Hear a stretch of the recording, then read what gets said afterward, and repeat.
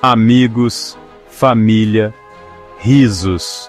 O ronco do motor do avião era uma cantiga de ninar de aventura. Uma viagem para um jogo de rugby no Chile.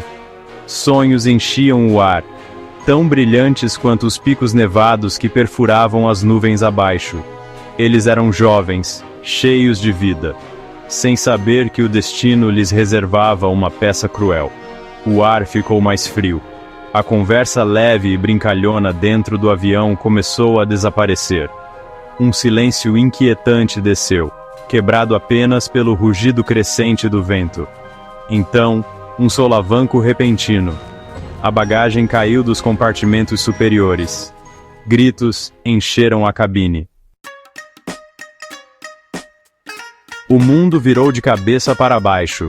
O metal chiou contra o gelo e a rocha enquanto o avião, antes um símbolo de liberdade, se tornava um destroço retorcido na encosta desolada da montanha. A força do impacto foi brutal, jogando os passageiros como bonecos de pano. O silêncio caiu. Um silêncio mais terrível do que os gritos que o precederam. A poeira pairava pesada no ar, misturada com o cheiro de combustível de jato e o cheiro metálico de sangue. Aqueles que puderam, se mexeram. Eles estavam vivos por enquanto, mas presos em um túmulo congelado, a quilômetros do alcance de ajuda. A Cordilheira dos Andes, linda, majestosa, implacável. Os sobreviventes emergiram dos destroços para uma extensão branca ofuscante. O ar era rarefeito, penetrantemente frio. Era uma luta para respirar, para pensar. Os feridos gritavam de dor. Os mortos olhavam fixamente com os olhos congelados abertos. A realidade de sua situação afundou como o vento gelado que cortava suas roupas finas. Eles estavam presos, sozinhos, à mercê de uma montanha que não mostrava misericórdia. Dias se transformaram em noites. O sol, uma provocação cruel, oferecia calor que nunca chegava ao fundo do vale, onde se amontoavam em busca de abrigo.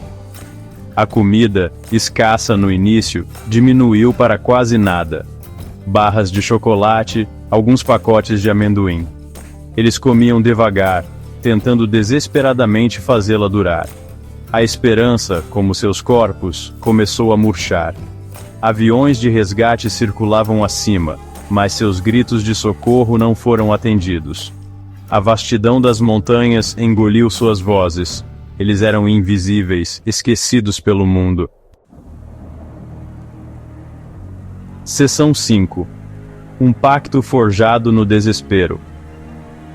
A morte, antes um espectro distante, tornou-se uma companheira constante. Ela se sentou com eles ao redor da fogueira, seu hálito gelado roubando o calor de seus corpos um por um. A fome corroía seus estômagos. Seus corpos levados ao limite começaram a se consumir. Então veio a decisão agonizante. Para sobreviver, eles tiveram que fazer o impensável. Para viver, eles tiveram que se alimentar dos mortos.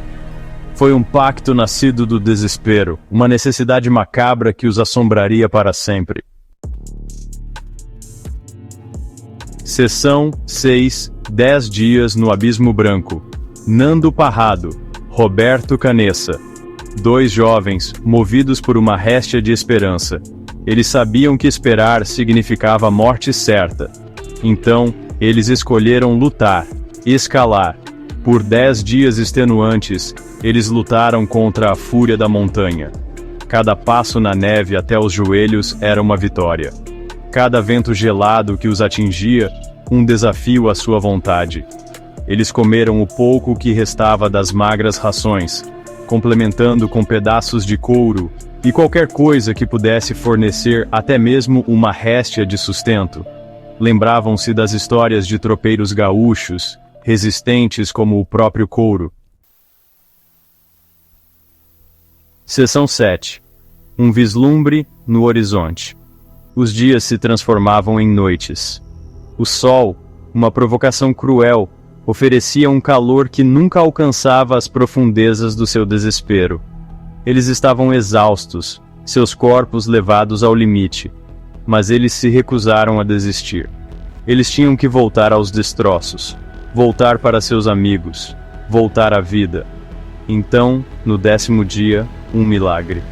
Uma pequena mancha verde em um mundo de branco, um sinal, um rio. Com renovada determinação, eles caminharam em direção a ele, seus corações batendo com uma esperança frágil. Seção 8. Resgate do topo do mundo. O rio os levou a um pastor. Um pastor que tinha visto sua provação como uma visão distante e inacreditável. Ele trouxe comida, calor e, o mais importante, a promessa de resgate. Em 22 de dezembro de 1972, após 72 dias de sofrimento inimaginável, um helicóptero de resgate pousou na encosta da montanha. O mundo assistiu com espanto enquanto os sobreviventes, emaciados, mas vivos, emergiam de sua prisão gelada. Seção 9. Cicatrizes e ecos. O milagre nos Andes tornou-se um testemunho da força do espírito humano, uma história de sobrevivência contra probabilidades impossíveis. Mas teve um preço. Os sobreviventes carregavam as cicatrizes físicas e emocionais de sua provação. As memórias daquele inverno na montanha, das escolhas que tiveram que fazer, permaneceriam para sempre nos recessos de suas mentes. Um lembrete constante de que mesmo diante da escuridão inimaginável, a vontade de viver pode brilhar intensamente.